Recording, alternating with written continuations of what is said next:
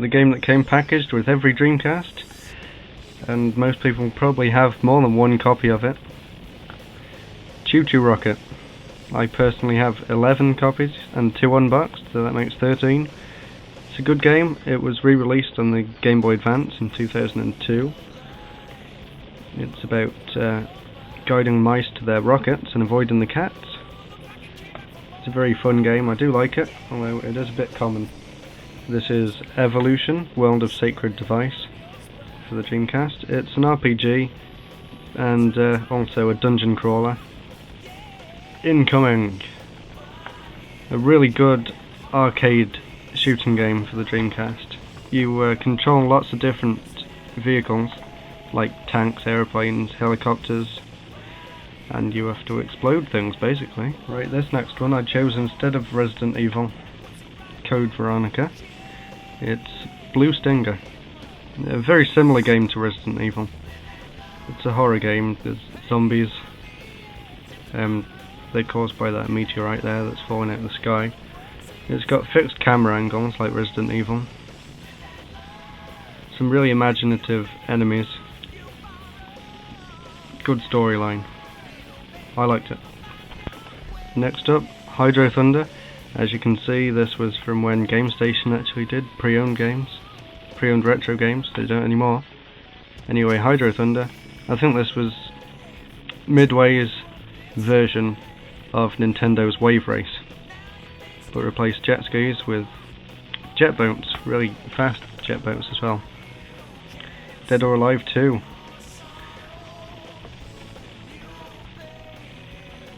Very good fighting game, much better than Virtua Fighter in my opinion. Not as good as Soul Calibur, but one of the Dreamcast's best fighting games.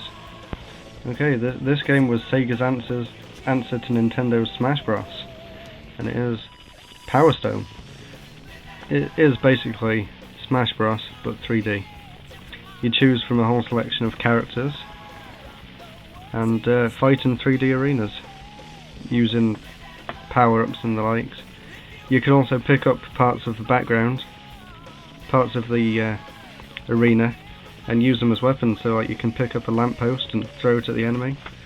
It's a lot of fun. Yeah. Next up, Jet Set Radio. I'm sure you've all heard of this one. One of the Dreamcast's classic games. It's I don't like it as much as everyone else seems to like it, but it's definitely a fun game. The best thing about this game for me is the graphic style. It was the first game to use cel shading, I think. And also the music. The music's really good. There was also a sequel on the Xbox called Jet Set Radio Future,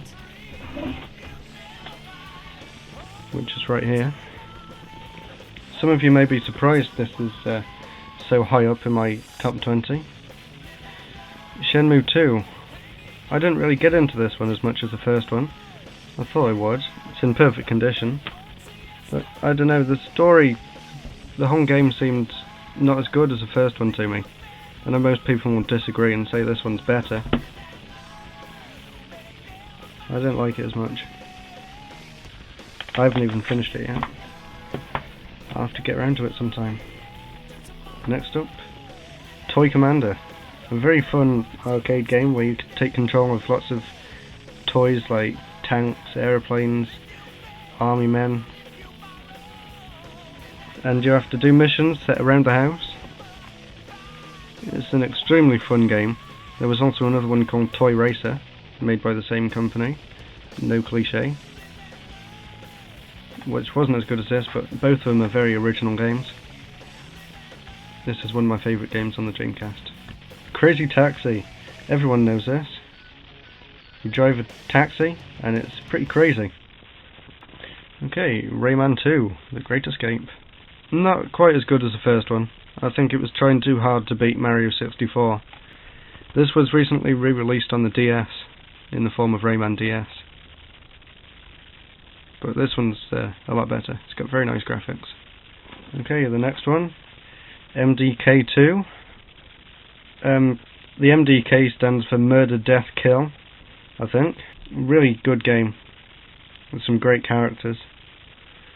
There's a dog with 6 legs, there's a mad professor, and there's a guy with a weird head. Much better than the first one.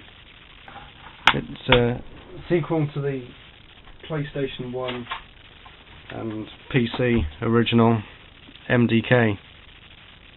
Revolt, or R-Revolt. It's about remote control cars. The best thing about this game by far is a level editor. You can make your own levels, like the one in the picture up there.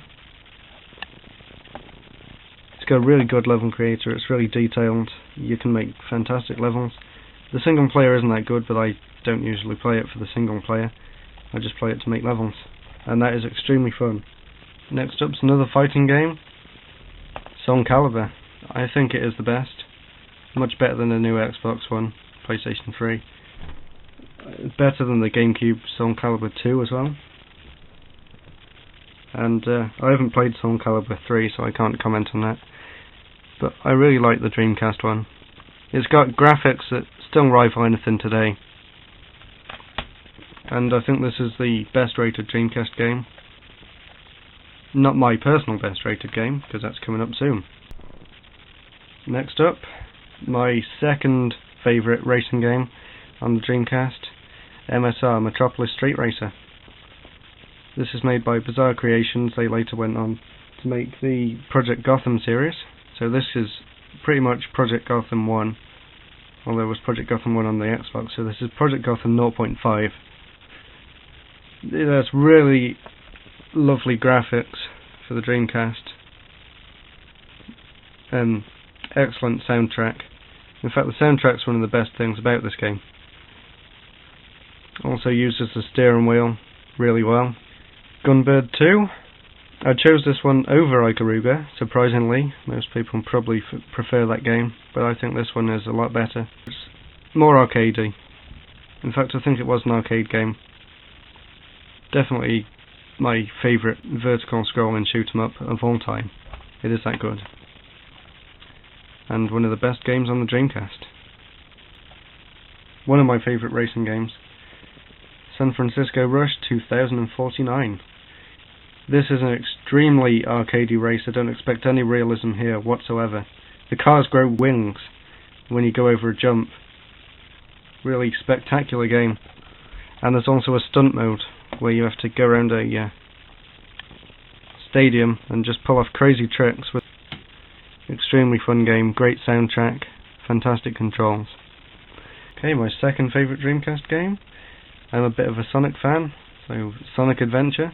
Possibly the best 3D Sonic game. I do like Sonic Adventure 2, but I don't have it on the Dreamcast. I have the GameCube version.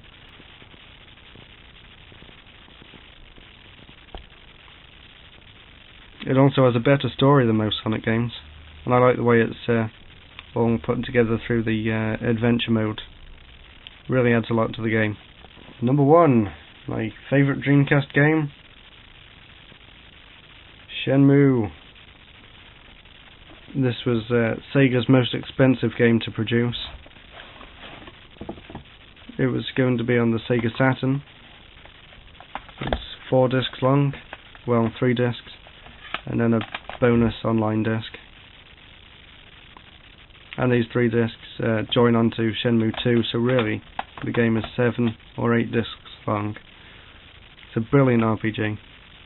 Definitely the best game on the Sega Dreamcast. It was still really hard to come up with the top 20 games. I did leave about 40 others out. Some good games like Ikaruga, Sega Rally, Tomb Raider, Unreal Tournament, Quake, things like that I left out. Not because I don't like them, but because they're not quite good enough to go in my top 20.